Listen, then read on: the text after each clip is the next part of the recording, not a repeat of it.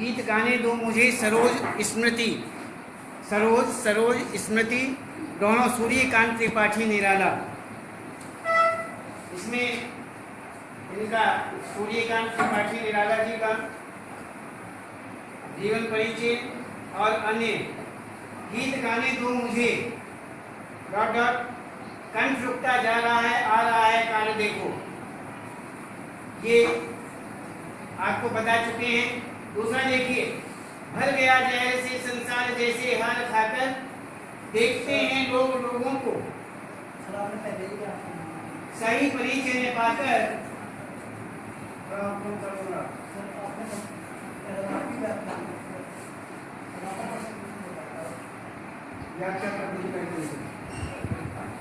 Class में आया था, क्लास में था,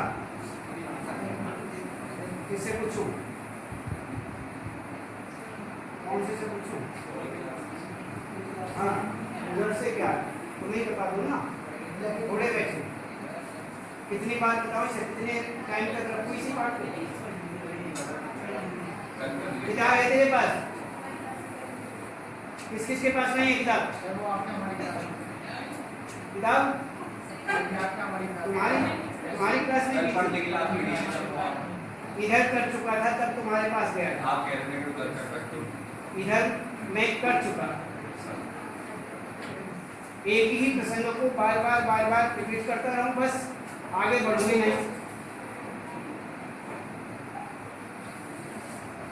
भर गया है जहर संसार जैसे हार खाकर देखते हैं लोगों को सही परिचय ने पाकर बुझ गई है लोक प्रथा की जल उठो फिर सींचने को।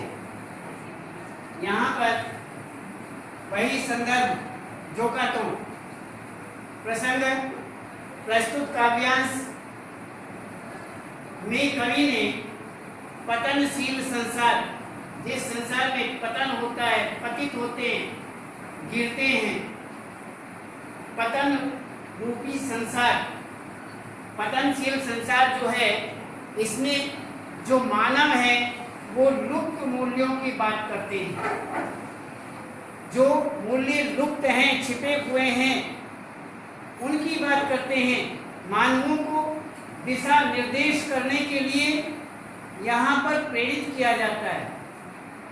उन्हें मानव जो हैं उन्हें दिशा निर्देश करने के लिए प्रेरित किया जाता है, उन्हें प्रेरणा दी जाती है। कवि कहता है कि संसार में फैली जो अव्यवस्था है,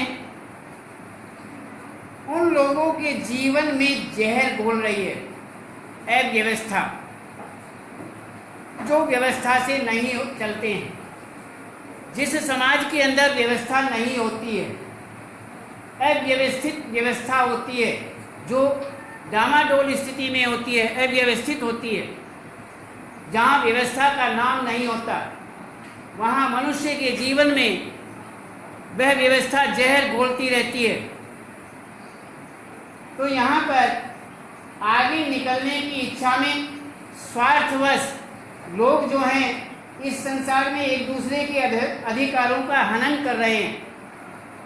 एक दूसरे से आगे बढ़ने की कोशिश करता है और उसके कारण यहाँ पर मनुष्य जो हैं, लोग जो हैं, एक दूसरे का नुकसान करते हैं, हानि करते हैं। एक दूसरे की हानि करने के बाद अपने आप आगे बढ़ जाते हैं, अपना स्वार्थ सिद्ध कर लेते हैं। बस यही होड़ लगी हुई है। यहाँ पर सब जगह छीना झपटी मची हुई है। एक दूसरे से छीना झपटी कर रहा है, छीन रहा है, दूसरे का छीन करके अपने पास रख लेता है, दूसरे का छीनता रहता है। एक दूसरा सब यही काम करते हैं, ज़्यादातर यही काम होता है। इसीलिए यहाँ पर छीना झपटी मानी जाती है और मानवीय मूल्य जो हैं उनकी अपनी पहचान समाप्त होती जा रही है। मनुष्यों की जो अपनी पहचान है वो धीरे धीरे समाप्त होती जा रही है। इस प्रकार की अव्यवस्था फैली हुई है।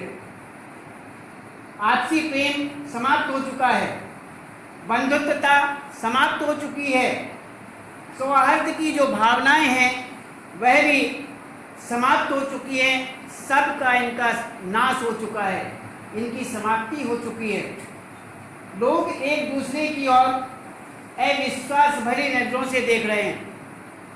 जो भी लोग हैं समाज के अंदर, वह एक दूसरे के प्रति अविश्वास की दृष्टि से देखता रहता है। उन्हें किसी पर विश्वास ही नहीं होता है। विश्वास वाली यदि दृष्टि हमारी अपनी होगी तो दूसरे की होगी, और दूसरे की, फिर तीसरे की, चौथे की, आपस में एक दूसरे पर विश्वास करने लायक बन सकता है। हम अभ्यासी ही नहीं हैं, क्यों हम खुद ही दूसरे पर अविश्वास रखते हैं। जैसा हम देते हैं वैसा ही हमें लेना भी पड़ता है। जैसा भी हम किसी को देंगे सो वैसा ही हमें मिलेगा, ध्यान रखना। हम किसी को गाली देते हैं तो गाली मिलेगी, किसी को अच्छा व्यवहार देते हैं तो अच्छा व्यवहार मिलेगा, किसी को गलत व्यवहार देते हैं तो गलत व्यवहार मिलेगा। इस प्रकार से जैसा जिसको देते हैं, समाज को जैसा देते हैं, समाज से हमें वैसा ही मिल जाता है। व्यक्तिगत भी यदि देखा जाए, जैसा हम किसी को देंगे वैसा ही हमें प्राप्त होगा। तो इसी प्रकार से ऐसा लग रहा है मानो पृथ्वी का तेज जो है, पृथ्वी का जो प्रकाश है, पृथ्वी का जो आलोक है, वह लुप्त सा होता जा रहा है, वही समाप्त होता जा रहा है, छिपता जा रहा है। वह अंधेरे में भटकते हुए मानवों का जो दिशा निर्देश है, उस दिशा निर्देश को नहीं किया जा रहा है, अर्थात दिशा निर्देश प्राप्त नहीं किया जा रहा है, वह समाप्त होता जा रहा है। मनुष्य की श्रम की जो प्रज्ञा है, प्रज्ञा बुद्धि जो है, उसकी दिशा निर्देश आदि के रूप में उसका प्रभाव जो है वो गलत होता जा रहा है। परंपराएं, हर प्रकार की सामाजिक जो परंपराएं हैं वह भी धीरे धीरे समाप्त होती जा रही है। कवि आगे कहता है कि आपसी संबंधों में, जो आपसी संबंध हैं, रिश्ते हैं, उन रिश्तों में, संबंधों में जो बीच में दरारें पड़ी हुई हैं, वह दरारों ने मानवों को एक ऐसे मोड़ पर खड़ा कर दिया है जहां पर वह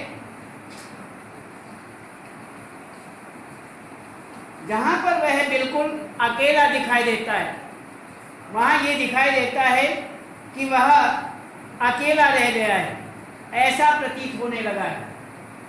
तो इस प्रकार से ऐसी स्थिति में संघर्षशील विवेकी मानवों को, जो संघर्षमय हैं, संघर्ष में जो अपना जीवन व्यतीत कर रहे हैं, जो अपना जीवन व्यतीत करते हैं, उनके विषय में बताया गया।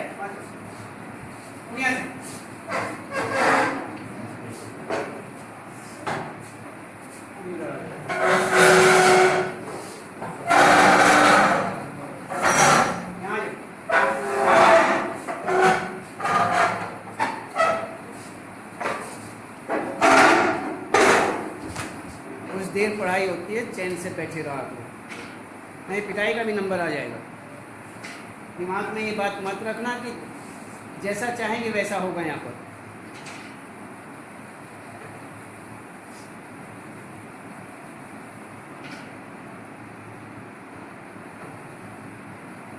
ऐसी स्थिति में संघर्षशील जितने भी विवेकी मनुष्य हैं, बुद्धिमान मनुष्य हैं, वह स्वयं आगे बढ़कर के ज्ञान की मशाल जलाते हैं। जो बुद्धिमान हैं, समझदार हैं, वो आगे बढ़ते हैं और यहाँ पर ज्ञान की मशाल आगे बढ़ाते हैं, जलाते हैं। धीरे धीरे समाज प्रगतिशील हो जाता है, उनकी प्रगति होती है। तो इसी प्रकार से यहाँ पर संसार को दिशा निर्देश करने के लिए हर प्रकार से प्रयत्न होता है, प्रयास किया जाता है। तो ये सारी स्थितियाँ यहाँ पर देखी जाती हैं। तो इसमें विशेष बताते हैं कि संसार के कष्टों से जो कवि है, उसकी वेदना ने मूर्त रूप धारण कर लिया। साक्षात आकार, मूर्त रूप धारण करना, आकार की स्थिति में आ जाना, हर प्रकार से आगे बढ़ना, वह सांसारिक छल प्रपंच से बहुत दुखी है।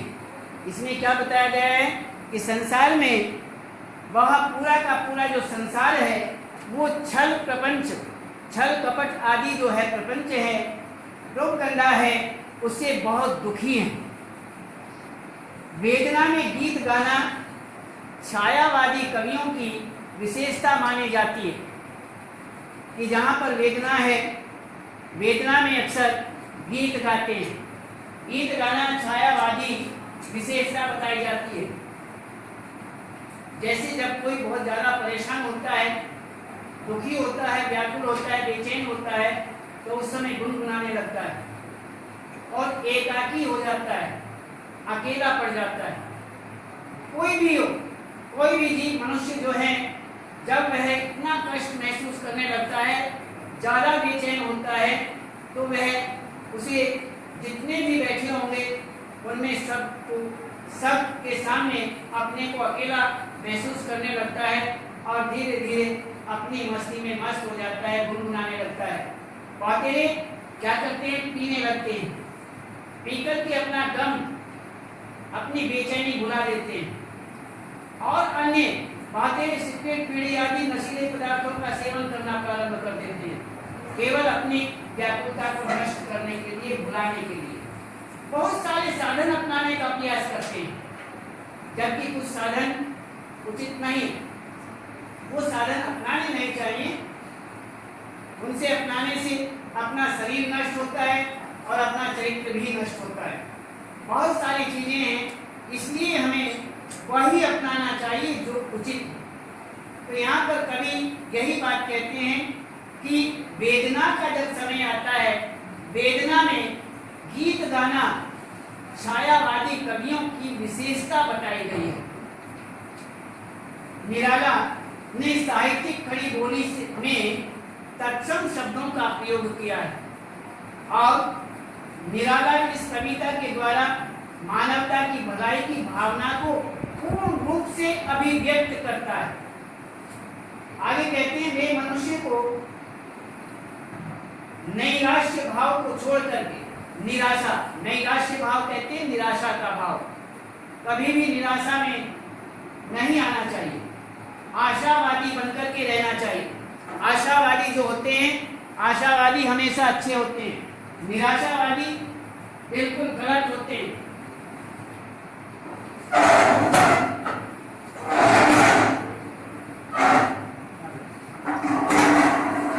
निराशावादी अच्छे नहीं होते, हर प्रकार से निराशावादी अच्छे नहीं माने जाते। इसीलिए कहा है, यदि हमें सफलता प्राप्त करनी है, आगे बढ़ना है, तो हमें आशावादी बनकर ही जीना होगा। यदि हमें आशा है तो हम जीवित भी रहेंगे और आगे भी बढ़ेंगे, और यदि हम निराशा में आ जाते हैं तो हर प्रकार से बीमार होकर के नष्ट हो जाएंगे। यदि आशा है तो आगे बढ़ते चले जाएंगे। क्यों? आशा ही आधार बन करके हमें आगे बढ़ाती है। इस तरह से आप जानते हैं, भगवान कृष्ण और गोपियों को कृष्ण के आने की आशा थी, निराशा नहीं, इसीलिए वो जीवित थी। यदि उन्हें निराशा प्राप्त हो जाती, ये निश्चित हो जाता कि यहाँ वे नहीं आएंगे, तो वह मृत्यु को प्राप्त हो जाती, वहीं उनकी समाप्ति हो जाती।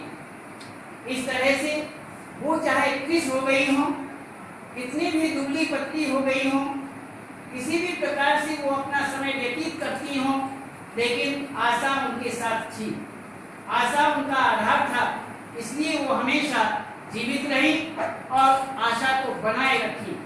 तो इसी प्रकार से आशा जो है वह आशामय भावना अपनाने के लिए हर प्रकार से प्रेरित कर रहे हैं इस कविता के अंतर्गत। अर्थात जो कवि हैं वो आशावादी बनने के लिए प्रेरित कर रहे हैं, तो हमें आशावादी होना चाहिए।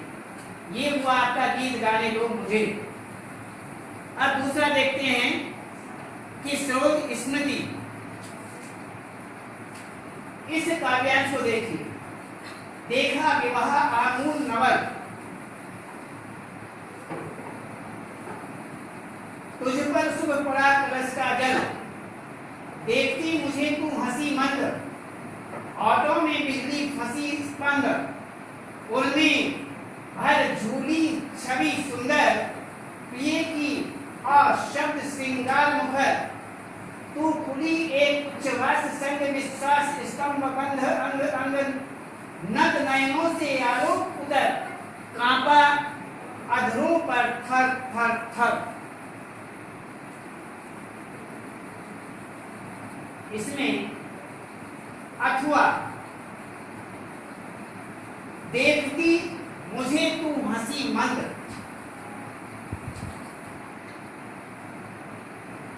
तो इसमें अब हम संदर्भ के रूप में देखते हैं कि प्रस्तुत काव्यांश जो आपका है सरोज स्मृति शीर्षक से, जो कि सूर्यकांत त्रिपाठी निराला जी का लिखा हुआ, वह इसमें इस काव्यांश पाठ्य पुस्तक अंतरा, वही केवल उसमें क्या अंतर आ गया, सरोज स्मृति, केवल शीर्षक का अंतर है यहाँ पर। इसमें कहते हैं अंतरा भाग 2 की सरोज स्मृति नामक पाठ से यहाँ पर लिया गया है।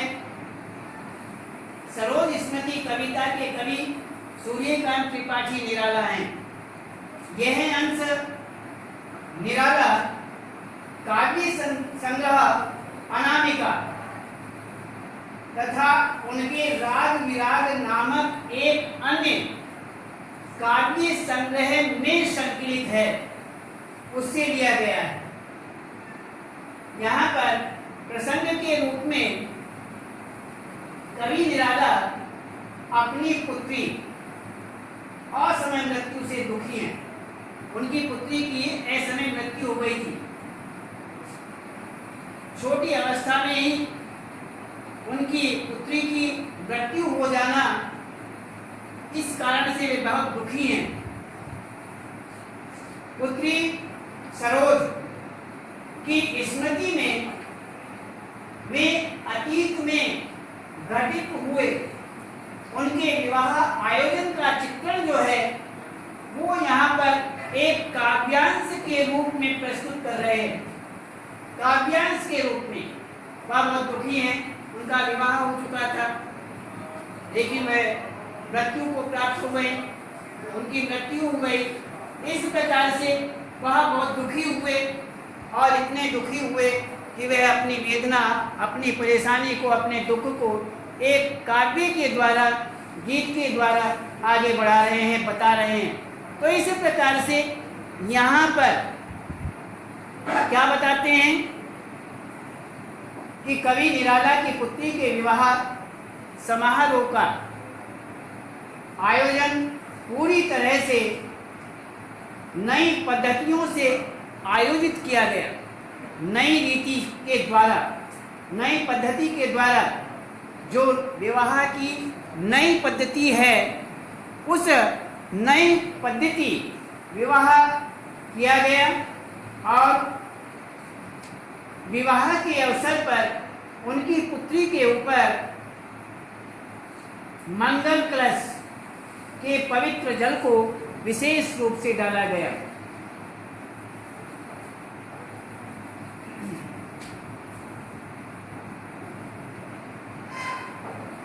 उस समय उनकी पुत्री उन्हें देखकर मंद मंद हंस रही थी, मुस्कुरा रही थी।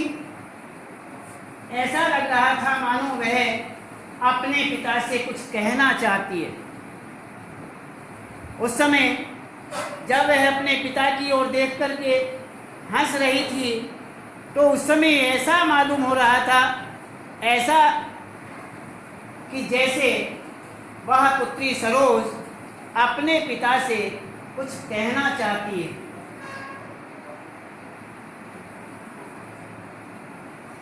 जिससे उनके ओठों में बिजली के समान कंपन उत्पन्न हो रहा था।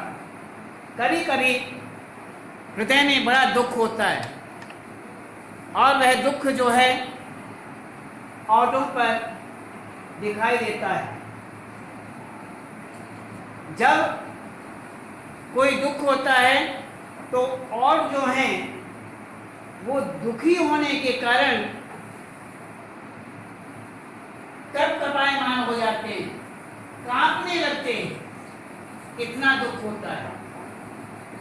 और उस स्थिति में ही यहाँ पर बताते हैं कि सरोज जो है अपने पिता से कुछ कहना चाहती थी, उनके और जो हैं वह कंपायमान हो रहे थे। तो उस स्थिति में उसकी हंसी को कवि ने बादलों से आच्छादित आकाश में विद्युत की चमक के समान बताया।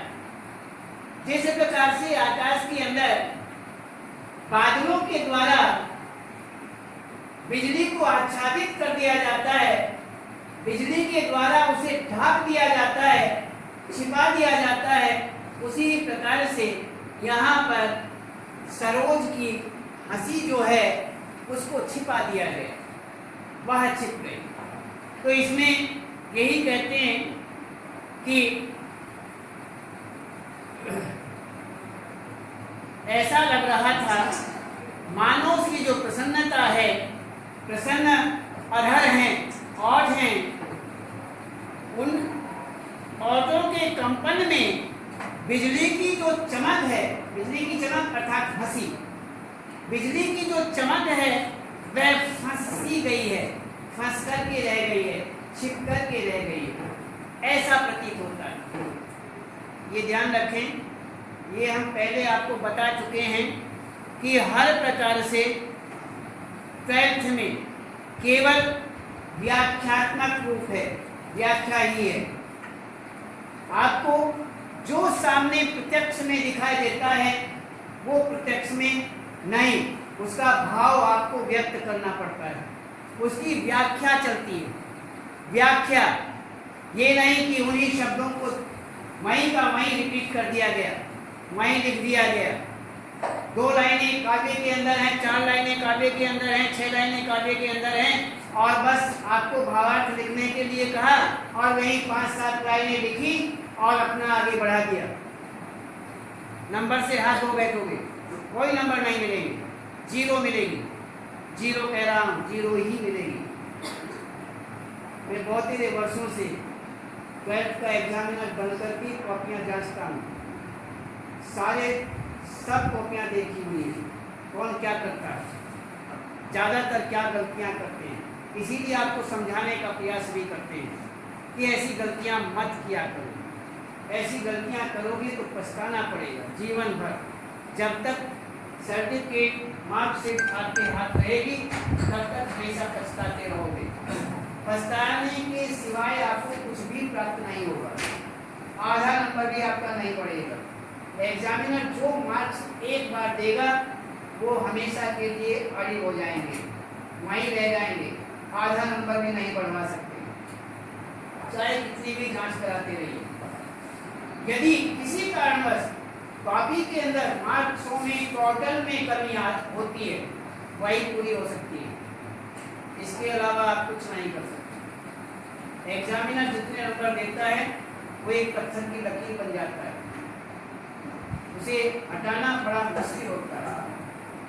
इसलिए ये गलतियां धीरे धीरे हम बताते रहते हैं, ऐसी गलतियां मत किया करो। करोगे तो पछताओगे, इसके सिवाय कुछ नहीं होगा। जो भी करेगा वही पछताएगा, जो भी चालाकी अपनाने की कोशिश करेगा वही पछताएगा। गलतियां करेगा तो भुगतनी तो पड़ेगी निश्चित रूप से, और जो गलती करेगा भुगतना भी उसे ही पड़ेगा, दूसरा नहीं भुगतेगा, ध्यान रखना। इसलिए गलती करने की कोशिश न करें, आपका ही उसमें नुकसान है। तो इस प्रकार से उनके हृदय में उसके प्रियतम की सुंदर छवि बसी हुई थी, और उसके विषय में यहाँ पर बताया गया है कि जिसे शब्दों से व्यक्त नहीं किया जा सकता, ऐसी छवि उनके मुखारविंद पर प्रतीत हो रही थी कि जिसको केवल महसूस किया जा सकता है अन्यथा कहा नहीं जा सकता।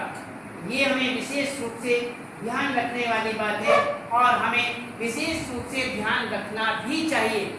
तो इसी प्रकार से यहाँ पर कहते हैं जिन शब्दों से व्यक्त कुछ किया नहीं जा सकता, शब्दों के द्वारा उसे व्यक्त नहीं किया जा सकता, उस अपने प्रियतम की जो एक तरह से यहाँ पर व्यक्त की गई बातें हैं उनको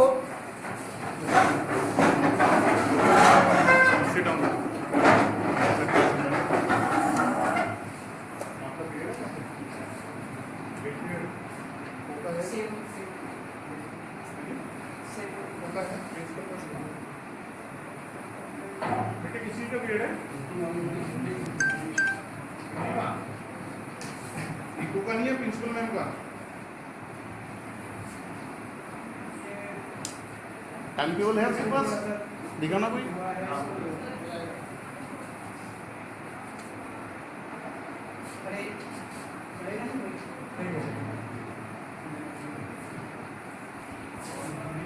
साइंस है सर, वैसे 12th साइंस है, 12th साइंस है।